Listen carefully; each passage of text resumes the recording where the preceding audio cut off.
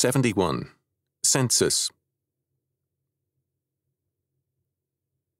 Both the words census and censor come from the same Latin word, and logically so.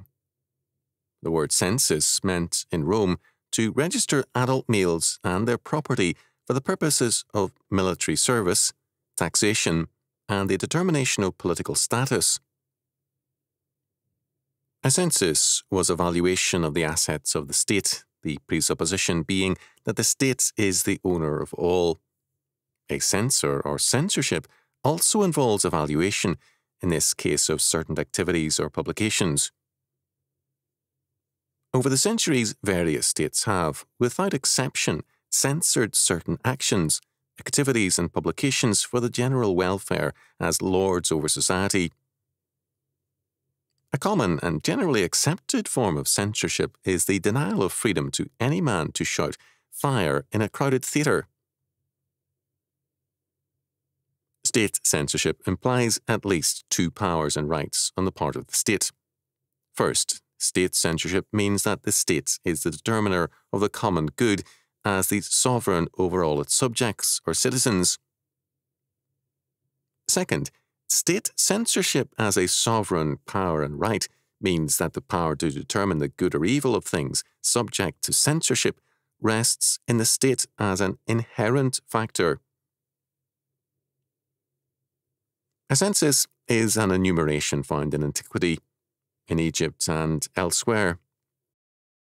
Wherever found, its basic purposes are taxation and conscription. It is likely that the first major bureaucracy in the history of statism was the Department of the Census. Because labour levies were one form of taxation, the census was basic to state-building construction ventures, road construction, and the maintenance of state properties. Because both census and censorship manifest sovereignty, their presence in Scripture is plainly religious.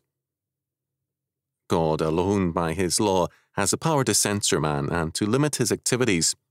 Censorship is always a religious fact. With 20th century one-worldism and world brotherhood faiths, racism is censored, anti-Semitism and anti-black expressions are forbidden in some states of the world as racialism, while anti-Christianity is permitted. This implies a religious evaluation. Biblical law forbids the mistreatment of aliens or legal discrimination against them, but the modern laws are humanistic, not biblical.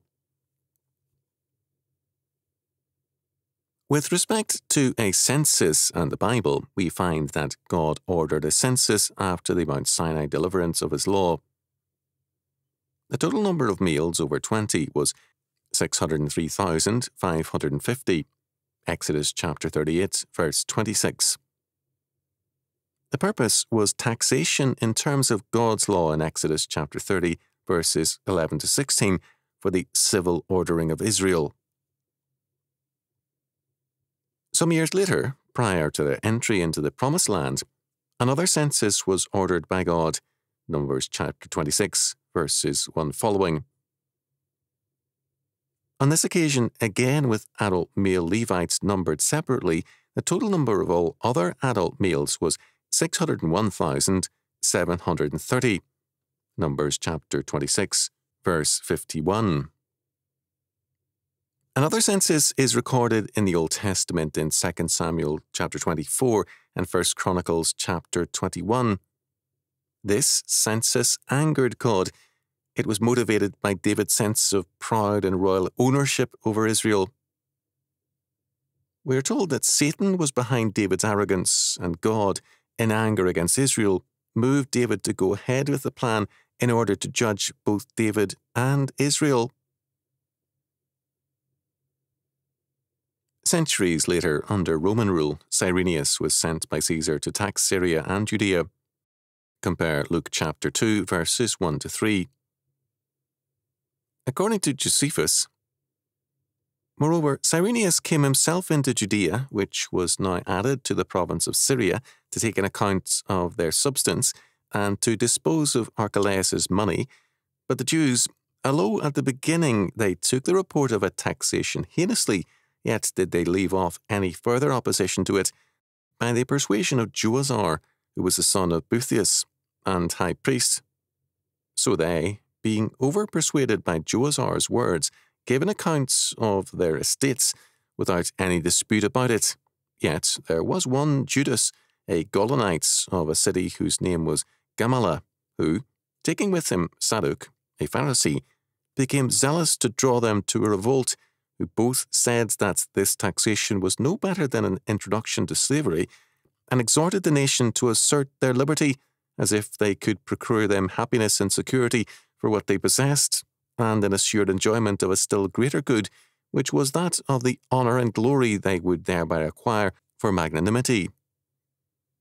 They also said that God would not otherwise be assisting to them than upon their joining with one another in such counsels as might be successful, and for their own advantage, and this especially if they would set about great exploits, and not grow weary in executing the same. So men received what they said with pleasure, and this bold attempt proceeded to a great height. All sorts of misfortunes also sprang from these men, and the nation was infected with this doctrine to an incredible degree. One violent war came upon us after another, and we lost our friends who used to alleviate our pains. There were also very great robberies and murders of our principal men. This was done in pretence, indeed, for the public welfare, but in reality for the hopes of gain to themselves, whence arose seditions, and from them murders of men, which sometimes fell on those of their own people, by the madness of these men toward one another, while their desire was that none of the adverse party might be left. And sometimes on their enemies, a famine also coming upon us, reduced us to the last degree of despair, as did also the taking and demolishing of cities. Nay, the sedition at last increased so high that the very temple of God was burnt down by their enemies' fire.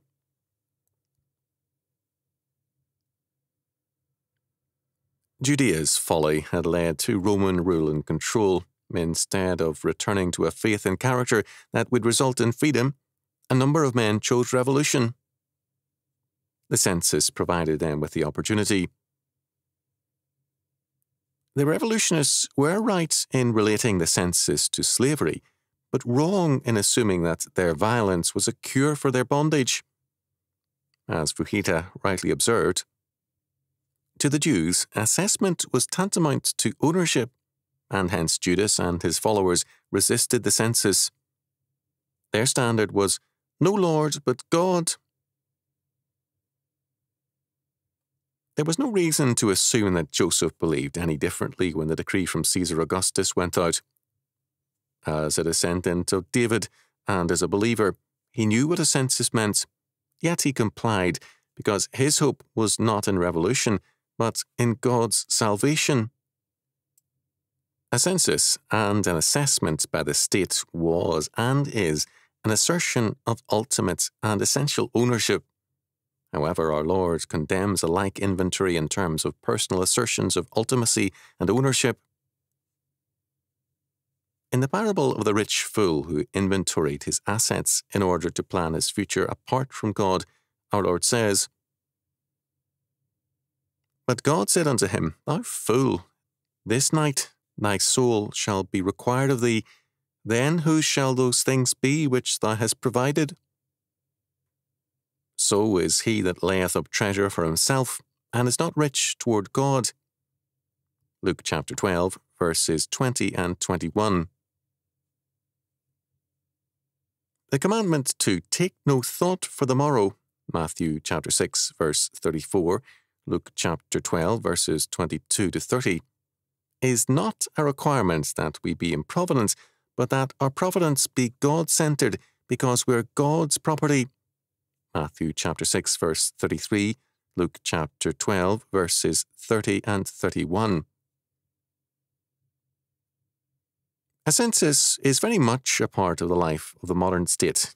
As sovereign, it assumes that it has a right to know whatever it chooses to know, claim whatever it wills, and appropriate to itself anything within its realm by eminent domain. that is, by its sovereign claim to overlordship and ownership. A census now enumerates far more than a head count. The questions asked grow more numerous and more detailed. A census now is an important aspect of status planning.